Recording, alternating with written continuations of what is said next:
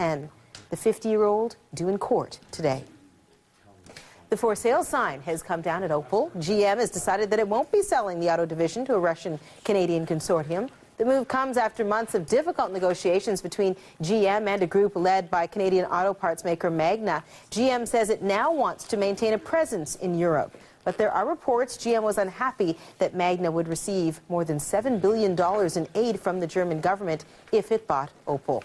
Those are the headlines on AM. Now, a look at the weather. Over to Jeff. All right, thank you, Marsh. Weather across the country looks like this today. You know, in the West, you are on this spectacular run of beginning today, lots of sunshine for the next 4 or 5 days. You're going to see even double digits in Alberta and Saskatchewan tomorrow. We see double, maybe even over 15 for parts of Alberta. So that's going to be a little bit of a respite because your temperatures have been below seasonal, and they will remain that way today, but lots of sunshine there. Torch today, Dawson City, Yukon, Old Crow, Yukon, and Inuvik, where it's going to be very cold. In fact, when it leaves Whitehorse this morning, minus 26. For the overnight low. There's risk of frostbite there, but great celebration there last night. Temperature in St. John going to drop today, a little drizzle this morning, and drop by half, so it's 14 going to 7. And this cloud deck moving through southern Ontario, you're looking here at potential 40% chance of showers, but mainly a cloudy day from Windsor through to Toronto and points to the east. So all in all, not a day of a lot of precipitation across the country. 11 and 12 in Victoria and Vancouver, 3 to 7 in the southern interior with the sun cloud mix. And again, 0 in Whitehorse today. Minus 26, though, as you get up, and the Torch heads out on its flight up to Dawson City. Sun cloud mix in Calgary, 6 in Edmonton. And again, these temperatures could be up to 9 or 10 degrees warmer tomorrow. 5 in Regina and Saskatoon. These could be 7 or 8 degrees warmer tomorrow and under sunny skies again. So looking pretty good. In Winnipeg, sun cloud mix. And we do have some flurries in Thompson today. And a chance of some flurries this morning in northwestern Ontario. But you've got that mainly cloudy afternoon with 6 degrees. So cloud here, 40% chance of showers, 5 and 7. That's about 5-6 degrees below seasonal. 3 Ottawa, Montreal, Quebec City. Some leftover showers in Charlottetown, 60% chance there. Same with Sydney and Moncton. Clearing in Fredericton. Again, chilly now, 5 and 6. Wet snow in Corner Brook and St. John's. Some drizzle this morning and fog. Then temperature dropping to 7 this afternoon under cloudy skies. Here's some local weather from around the country. Another unsettled day ahead, although some sunny breaks as you head into work. Bundle up, it's cold this morning. Our daytime high only 5 degrees with a chance of scattered showers in the afternoon. Tonight, variable cloudiness with a risk of isolated showers and a low of 1. Tomorrow, much of the same with possibly late day wet flurries north of the city, the high of 6. Friday, sunny and cold, the high of 5. Then the big warm up for Saturday up to 12 degrees under mainly cloudy skies. From the CTV Weather Center, I'm Anwar Knight. Have a great day.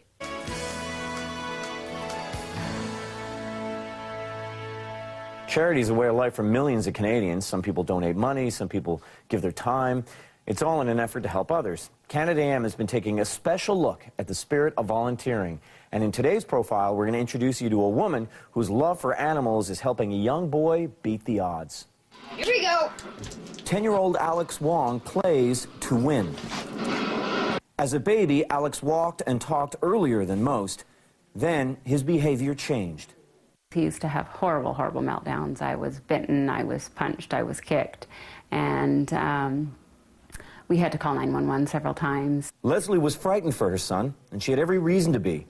Mine's right too. When Alex was 6, doctors diagnosed him with ADHD, Tourette's, and Asperger's, a form of autism. I guess it was a relief to know because I knew that there was something going on. Leslie also knew that she needed help. That's when she heard about Autism Dog Services. Good girl, Ruby. They matched Alex up with a lab named Ruby. It was love at first sight. We got into the car, and he said to me, "Mummy, when Ruby touched her nose to my palm, I felt a stroke of love for her." Hello, Alex. Having Ruby at his side put Alex and his mom at ease. We're out in a mall, out in a restaurant, and it's time to go. He's got it in his mind that he's had enough. He'll just drop to the floor and lay on Ruby, and he comes down. Good boy, Rocky. Ruby is one of about 24 service dogs donated by local breeders and trained by volunteer foster parents like Amy Boyle. We deal with all of their crate training, house training, basic commands, and socialization. Leave it. Good, there you go. Service dogs are taught to avoid distractions, refuse food from strangers, and keep a watchful eye on their owners. Volunteers spend up to 20 hours a week training the dogs and attending weekly obedience classes. It's really about socializing the pup to everyday situations. Without volunteer families raising the puppies, we wouldn't have the dogs raised or trained to become service dogs. Amy was only 13 when she fostered her first dog. I actually have my 10th and 11th puppies right now, so it's almost a dozen now. It's just been a great experience. I feel like I've gotten a lot out of it. Rocky. She says giving up the puppies never gets any easier. Good boy, come on. It's just as hard now as it was with my first puppy, but you get to see them out working with their clients and see the difference that they make in their lives, and it makes it all worthwhile. For Alex, it makes all the difference. You know, it just warms my heart to know that she's there for him. Alex doesn't have friends, and Ruby is his best friend, and, you know, that's a very special thing.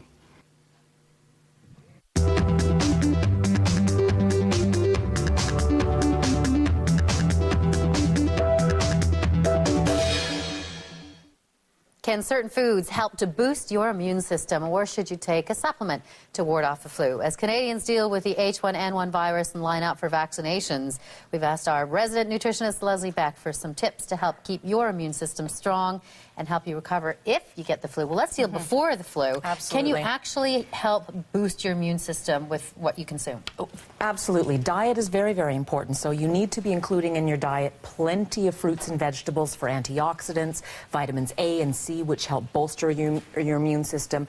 You also need to not skimp on protein. So your meals and snacks should include a good source of protein, whether that's, you know, for some people, meat, chicken, fish, dairy products, soy products, beans, because protein is used in your body to make immune compounds, antibodies, and really important to help prevent you catching, whether it's a cold or a flu. Stay hydrated. Get lots of water during the day, because when you become dehydrated, tiny little cracks form in your nasal membranes, and that's where virus-filled droplets can take up residence and cause infection. So, you know, in the winter we're not that thirsty, and when it's colder outside, but drink lots of water, stay hydrated. And vitamin D you've got out, which is just seemingly the miracle thing these days. Well, vitamin D is very interesting. You know, vitamin D absolutely is important for immunity. Vitamin D helps your body make proteins that fight viruses, including influenza viruses, and it's actually being studied right now for its relationship to swine flu. But vitamin D, because of the fact that we synthesize vitamin D in our skin in the summer months, it is thought that lower levels in our blood in the winter, when we're not making it in our skin, may be related to, may increase our susceptibility to getting the flu in the fall and winter. So that's you know, why you've got the supplements there. absolutely. Adults should be taking 1,000 international units of vitamin D every day, and that also helps reduce your risk of cancers, we think. Kids should be getting 400 international units of vitamin D per day. Okay. What about other supplements or other, I mean, you know. Probiotics. Well, this is something else. Probiotics are those healthy live bacteria in yogurt, you know, fermented milk products, and also supplements.